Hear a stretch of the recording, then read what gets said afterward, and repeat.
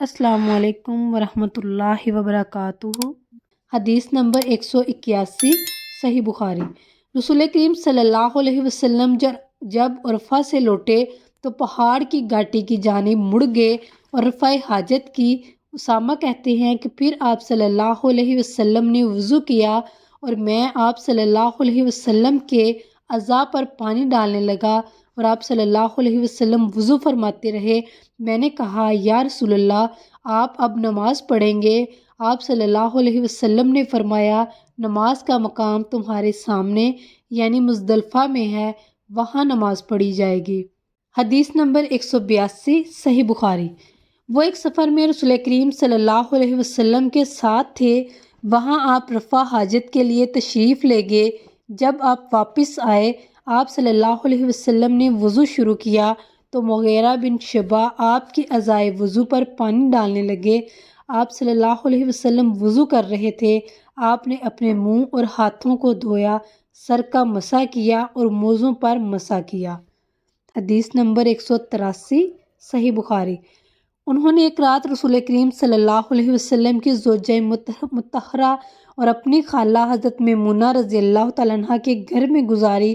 وہ فرماتے ہیں کہ میں تکیے کے عرض یعنی گوشہ کی طرف لیٹ گیا اور رسول کریم صلی اللہ علیہ وسلم اور آپ کی اہلیہ نے معمول کے مطابق تکیے کی لمبائی پر سر رکھ کر آرام فرمایا۔ رسول اللہ صلی اللہ علیہ وسلم سوتے رہے اور جب آدھی رات ہو گئی یا اس سے کچھ پہلے یا اس کے کچھ بعد آپ بیدار ہوئے اور اپنے ہاتھوں سے اپنی نیند کو دور کرنے کے لیے آنکھیں ملنے لگے۔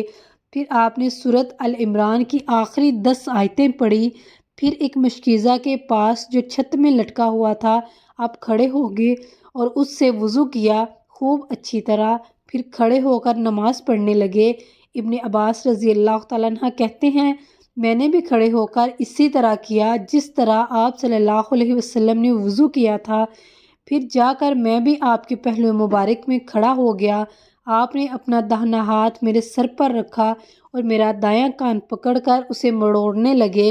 پھر آپ نے 2 رکعتیں پڑھی، اس کے بعد پھر 2 رکعتیں پڑھی، پھر 2 رکعتیں پڑھی، پھر 2 رکعتیں، پھر 2 رکعتیں، پھر 2 رکعتیں پڑھ کر اس کے بعد آپ نے وتر پڑھا اور لیٹ گئے۔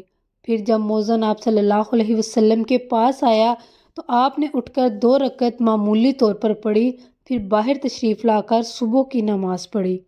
حدیث نمبر 184، صحیح بخاری۔ میں رسول اللہ صلی اللہ علیہ وسلم کی زوجہ محترمہ عائشہ رضی اللہ تعالیٰ عنہ کے پاس ایسے وقت آئی جبکہ سورج کو گہن لگ رہا تھا اور لوگ کھڑے ہو کر نماز پڑھ رہے تھے۔ کیا دیکھتی ہوں وہ بھی کھڑے ہو کر نماز پڑھ رہی ہیں۔ میں نے کہا کہ لوگوں کو کیا ہو گیا ہے؟ تو انہوں نے اپنے ہاتھ سے آسمان کی طرف اشارہ کر کے کہا سبحان اللہ۔ میں نے کہا کیا یہ کوئی خاص نشانی ہے؟ تو انہوں نے اشارے سے کہا کہ ہاں، تو میں بھی آپ کے ساتھ نماز کے لیے کھڑی ہوگی۔ آپ نے اتنا قیام فرمایا کہ مجھ پر غشی طاری ہونے لگی اور میں اپنے سر پر پانی ڈالنے لگی۔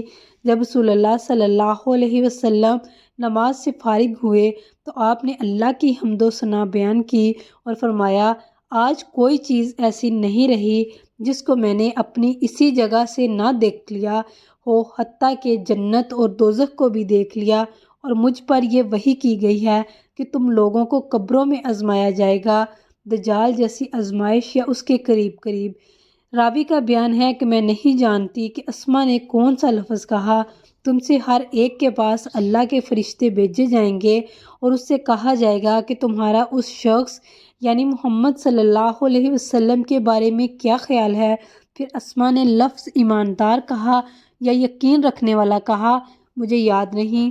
بہرحال وہ شخص کہے گا کہ محمد صلی اللہ علیہ وسلم اللہ کے سچے رسول ہیں، وہ ہمارے پاس نشانیاں اور ہدایت کی روشنی لے کر آئے، ہم نے اسے قبول کیا، ایمان لائے اور آپ کا اتباع کیا۔ پھر اس سے کہہ دیا جائے گا کہ تو سو جا، در حقیقت تو مرد صالحہ ہے اور ہم جانتے تھے کہ تم مومن ہے۔ اور بہرحال منافق یا شقی آدمی، اسما نے کون سا لفظ کہا مجھے یاد نہیں، جب سے پوچھا جائے گا کہے گا کہ میں کچھ نہیں جانتا، میں نے لوگوں کو جو کہتے سنا وہی میں نے بھی کہہ دیا۔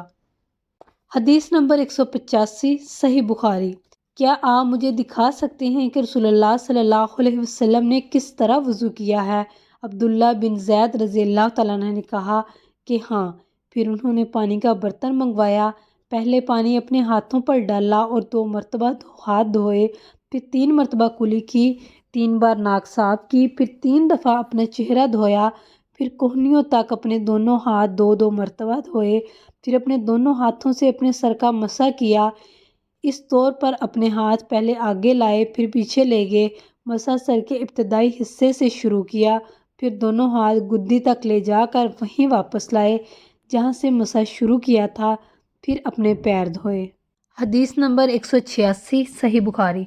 رسول اللہ صلی اللہ علیہ وسلم کے وضو کے بارے میں پوچھا تو انہوں نے پانی کا تشت منگوایا اور ان کے لیے رسول اللہ صلی اللہ علیہ وسلم کا سا وضو کیا، اپنے ہاتھوں پر پانی گرایا، پھر 3 بار ہاتھ دھوئے، پھر اپنا ہاتھ تشت میں ڈالا، پھر کلی کی، ناک میں پانی ڈالا، ناک صاف کی 3 چلوؤں سے، پھر اپنا ہاتھ تشت میں ڈالا اور 3 مرتبہ منہ دھویا، پھر اپنے دونوں ہاتھ کہنیوں تک 2 بار دھوئے، پھر اپنا ہاتھ تشت میں ڈالا اور سر کا مسح کیا، پہلے آگے لائے پھر پیچھے لے گئے 1 بار، پھر ٹخنوں تک اپنے دونوں پاؤں دھوئے۔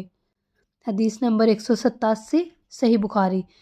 ایک دن رسول اللہ صلی اللہ علیہ وسلم ہمارے پاس دوپہر کے وقت تشریف لائے تو آپ کے لیے وضو کا پانی حاضر کیا گیا جس سے آپ نے وضو فرمایا۔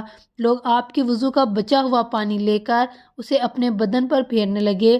آپ صلی اللہ علیہ وسلم نے ظہر کی 2 رکعتیں ادا کی اور عصر کی بھی 2 رکعتیں، اور آپ کے سامنے آڑ کے لیے ایک نیزہ تھا۔ حدیث نمبر 188 صحیح بخاری۔ نبی اکرم صلی اللہ علیہ وسلم نے ایک پیالہ منگوایا جس میں پانی تھا، اس سے آپ صلی اللہ علیہ وسلم نے اپنے ہاتھ دھوئے اور اسی پیالے میں منہ دھویا اور اس میں کلی فرمائی، پھر فرمایا تو تم لوگ اس کو پی لو اور اپنے چہروں اور سینوں پر ڈال لو۔ حدیث نمبر 189 صحیح بخاری۔ محمود وہی ہے کہ جب وہ چھوٹے تھے تو رسول کریم صلی اللہ علیہ وسلم نے انہی کے کنویں کے پانی سے ان کے منہ میں کلی ڈالی تھی، اور عروہ نے اسی حدیث کو مسعور وغیرہ سے بھی روایت کیا ہے، اور ہر ایک راوی ان دونوں میں سے ایک دوسرے کی تصدیق کرتے ہیں کہ جب رسول کریم صلی اللہ علیہ وسلم وضو فرماتے تو آپ کے بچے ہوئے وضو کے پانی پر صحابہ رضی اللہ تعالیٰ عنہ جگڑنے کے قریب ہو جاتے تھے۔ حدیث نمبر 190 صحیح بخاری۔ میری خالہ مجھے نبی کریم صلی اللہ علیہ وسلم کی خدمت میں لے گئی اور عرض کیا کہ یا رسول اللہ، میرا یہ بھانجا بیمار ہے۔ آپ نے میرے سر پر اپنا ہاتھ پھیرا اور میرے لیے برکت کی دعا فرمائی، پھر آپ نے وضو کیا اور میں نے آپ کے وضو کا بچا ہوا پانی پیا، پھر میں آپ کی کمر کے پیچھے کھڑا ہو گیا اور میں نے مہر نبوت دیکھی جو آپ کے مونڈوں کے درمیان ایسی تھی جیسے چھپڑ کھٹ کی گڈی یا کبوتر کا انڈا۔ جزاک اللہ۔ صحیح بخاری کی پوری کتاب انشاءاللہ آپ کو میرے چینل پر ملے گی۔ میری نیکسٹ ویڈیو دیکھنے کے لیے میرا چینل سبسکرائب کریں، لائک اور شیئر کرنا مت بھولیں، بیل آئیکن کو ضرور پریس کریں تاکہ میری ہر آنے والی ویڈیو سب سے پہلے آپ کے پاس پہنچ سکے۔ آپ کا بہت بہت شکریہ، اپنا بہت سارا خیال رکھیں۔ اللہ پاک آپ کی مشکلیں آسان فرمائے اور آپ کے لیے آسانیاں پیدا فرمائے۔